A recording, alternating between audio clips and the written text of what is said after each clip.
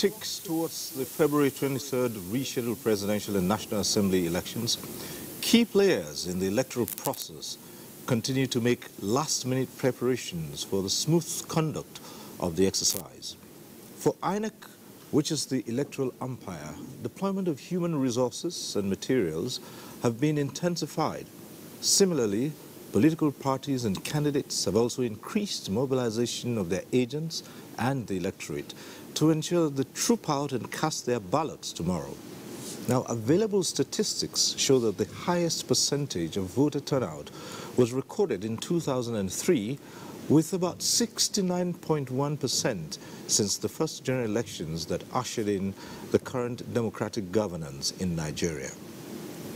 President Muhammadu Buhari, in a nationwide broadcast, said, and I quote, "To vote means that you believe in Nigeria and the excellent things the future holds for this nation and its people. All who are able must vote so that we may better perfect this democracy and continue to build the greater nation we seek." End of quote. So, are we going to see a change in the voter turnout this time around? Is the percentage likely to increase in view of the massive campaigns undertaken by the political parties, especially the major ones? What is going to influence the voting pattern in this year's general elections? Now, these are some of the questions we will put to our guests and hope to get answers as we continue with our Nigeria Decides.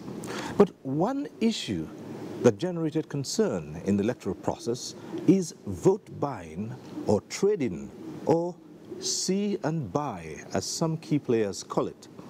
So, how can this be tackled in tomorrow's elections in order to make the process free, fair, and credible? Experts on anti-corruption will be in the studio to speak on their strategies to curb this disturbing trend. As a tradition, today's edition of Nigeria Decides will crisscross the country to find out the state of affairs in various parts for tomorrow's presidential and National Assembly elections. Good afternoon and thanks for joining us on Nigeria Decides. I am Cyril Stover, and also joining me in the studio on this edition to analyze certain aspects of the elections is Fisayo Ogunfuyi. Fisayo, good to see you. Thank you for having me. It is another, historic time in Nigeria's democratic life cycle.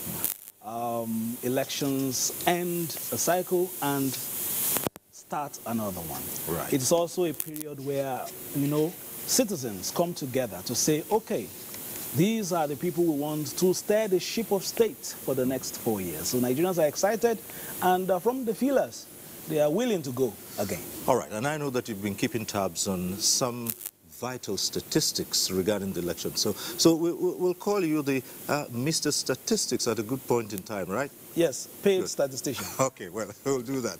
So thank you, Fisayo. We'll get back to you at some other point.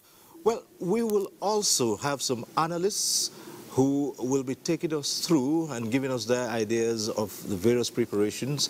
And later on, we also hope to have with us in the studio officials of the Independent National Electoral Commission who will bring us up to date on their preparations for tomorrow's polls. But for now, as we open our Nigeria Decides studios, let's start off with a number of reports.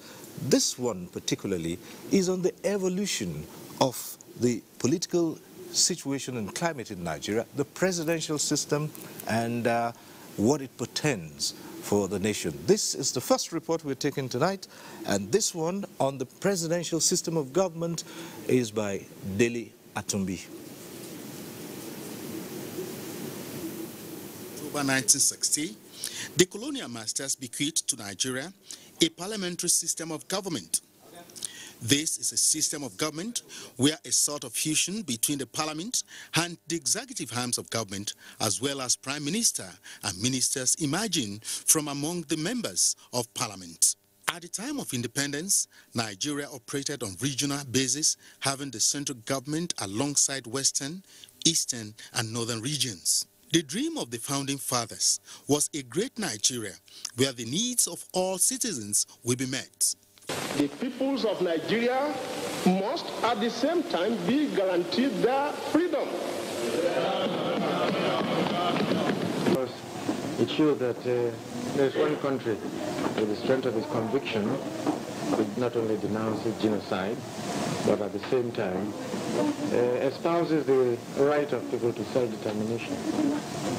We shall never impose ourselves upon any other country and shall treat every African territory, big or small, as our equal, because we honestly feel that it is only on that basis of equality that peace can be maintained in our continent. However, the parliamentary system of government was short-lived as a result of military intervention in 1966. Between 1966 and 1979 was a period of political interregnum. In a parliamentary system, the head of government is also a parliamentarian, is elected just the very way all other parliamentarians are elected. It's just what they call first among the equals. And then the ministers are often they must, in most cases, be from the parliament. Of course, there may be some adjustments here and there to suit some local situations of different countries, but in most cases, the ministers are normally from the parliament. So the various constitutional conferences which resulted in the various constitutions before the 1963 constitution just they did their best to craft some kind of parliamentary system to it. And I think we had House of Chiefs at some point and so on and so forth, none of which followed the classical model of the parliamentary system. The advantage of it is that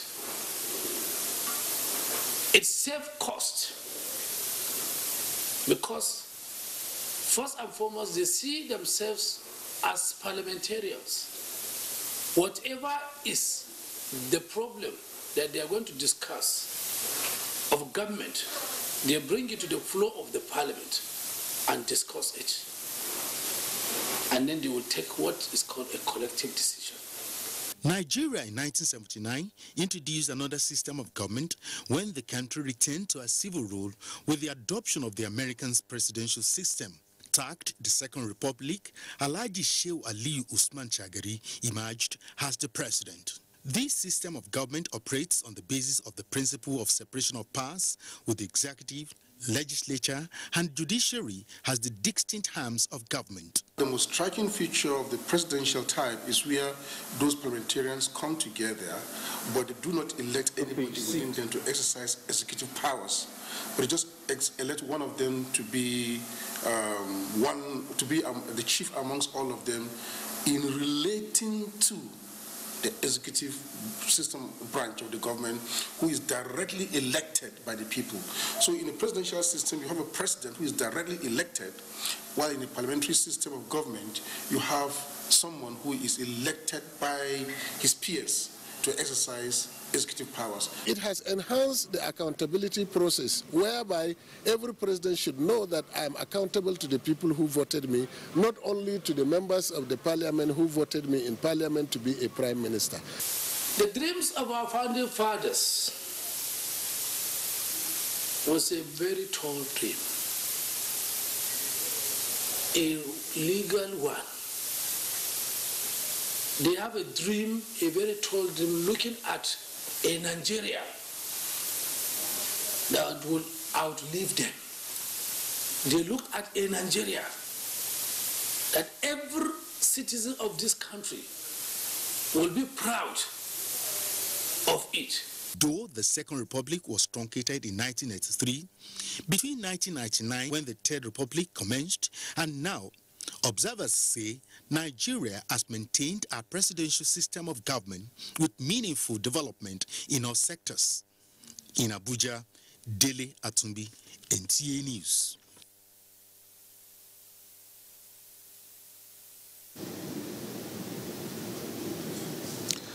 All right, that report by Dele Atumbi. We have joining us in the studio Adagbo Onoja. He is a lecturer in the Department of Political Science and International Relations, Veritas University, Abuja.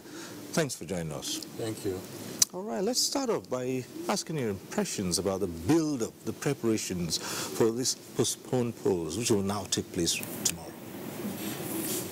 Well, my sense of the situation on the ground is that there is excitement, a sense of challenge, a sense of engagement that's not usual with previous elections. Probably that's because of the nature of the contestants. Each of them has established its name in Nigerian politics, and so there is a kind of unusual determination that we have not seen before. The postponement has also brought in a certain level of anxiety that's not common. The question of, are they going to get it right after all or not? And what are the possible problems that we might encounter? So the totality is that where everybody, almost everybody, appear to be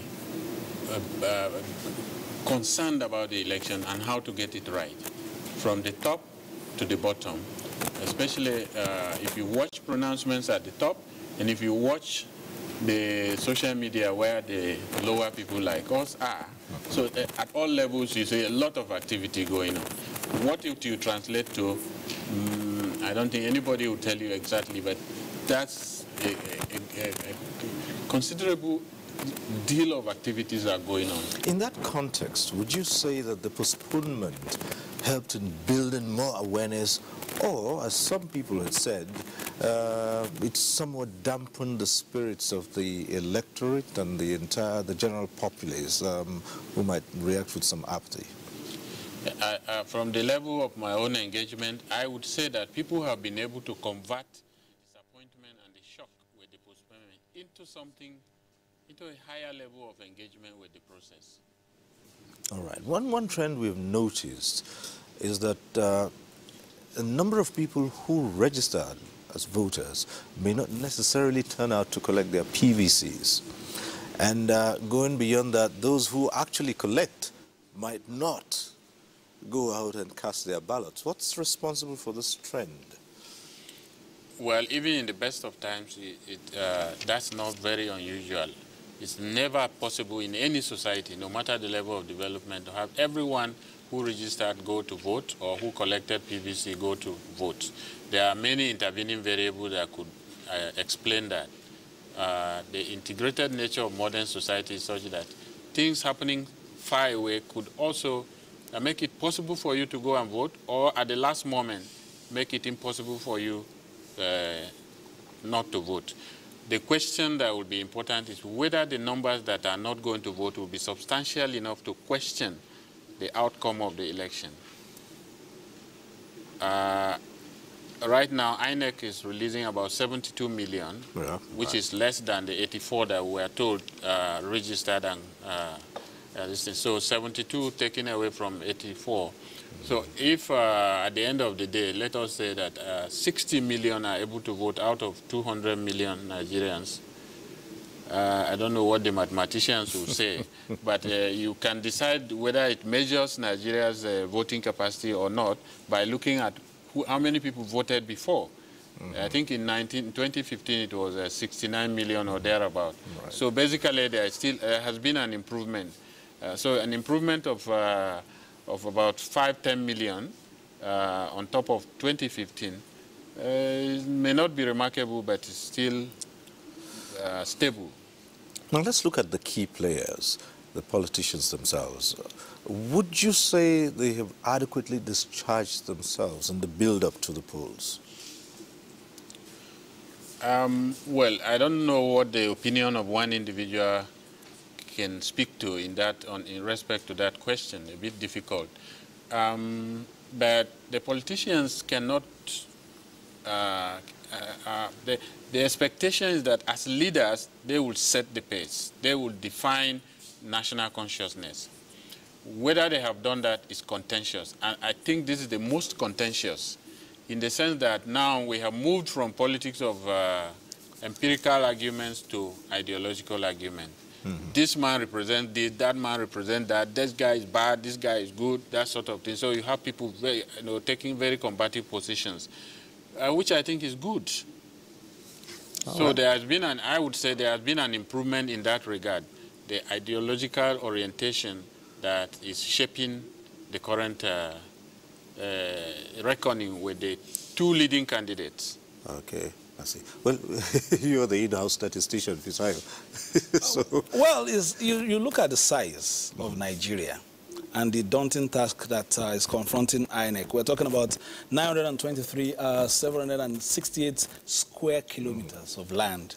32, the 32nd biggest country in the world in terms of land mass, and of course the 7th largest population. Let's do a bit of, analysis here and look at what we have at the 2019 elections. Now, this is our Nigeria. Hide flags. This is the landmass. Of course, oceans this way.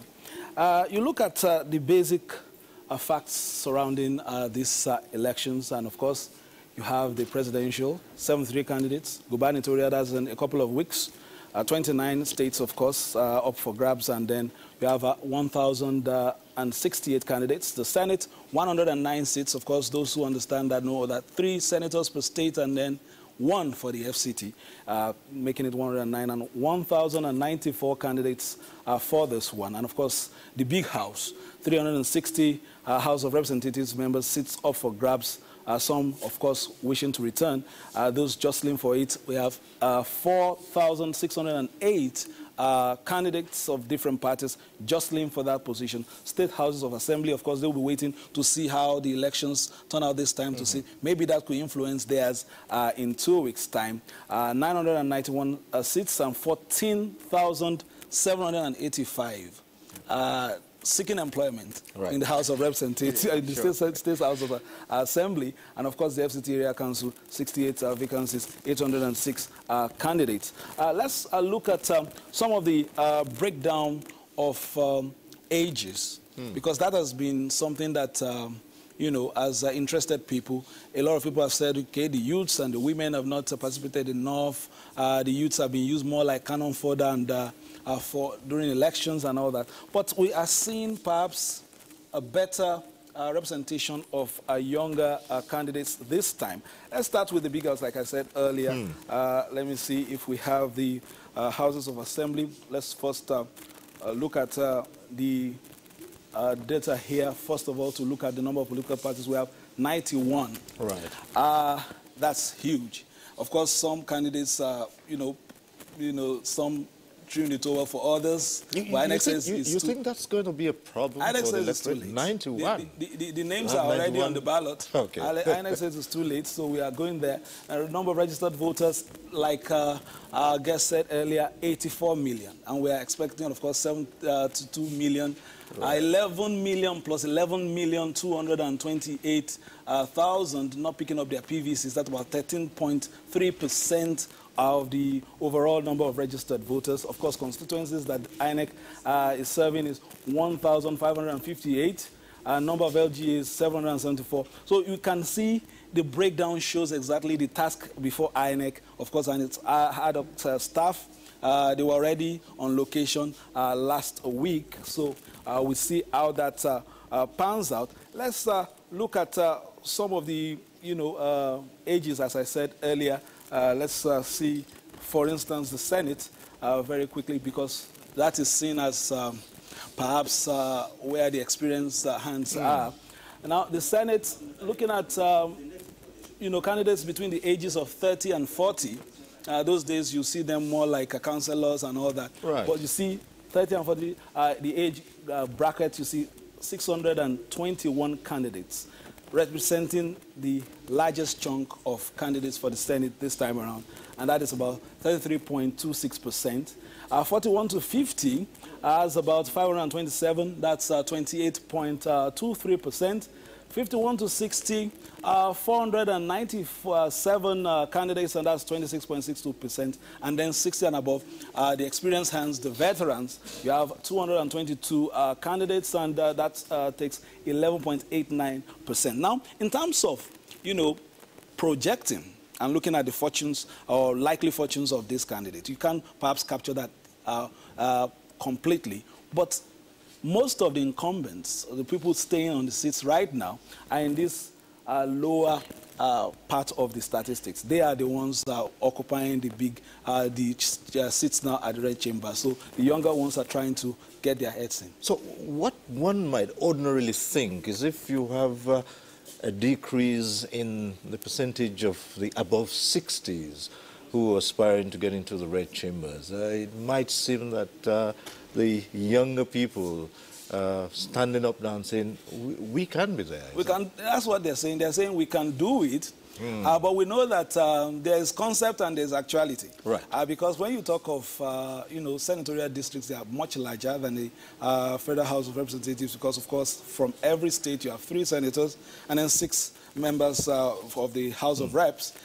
It will take some funds to be able to move around. But what has happened over the last few years is that the social media has been able to help in perhaps allowing candidates who have something like a semblance of a level playing field because, of course, you can be in your seat in your house and be able to promote yourself using yourself as the driver. Just use an internet platform, Instagram, Facebook, and all that. And we want to see how that will play a role. Of course, not in these climes, but during the presidential elections in the U.S., the one that brought in President Obama, the platform, that's the internet, was able to help him galvanize a lot of votes. A lot of people saw him as perhaps unheralded and could not go, but he was eventually successful using that platform. Okay, but still along those lines, let's put the question to Adagwu Odnoja. If you have a decline in the number of above 60s who are going in, and keeping in mind that not too long ago, the Not Too Young to Run Act came into existence. You see a gradual movement. There's always been complaints about the younger people not having the opportunity. Do you see a gradual movement for the young to now replace the old? I don't see any dramatic change. 1 or 2 break-ins. Some guy might be able to break in and get elected as member House of Reps or probably even the Senate, which is very unlikely. I don't know all the contestants, but is it going to be significant that you could talk about a generational shift? It's not going to happen. All right.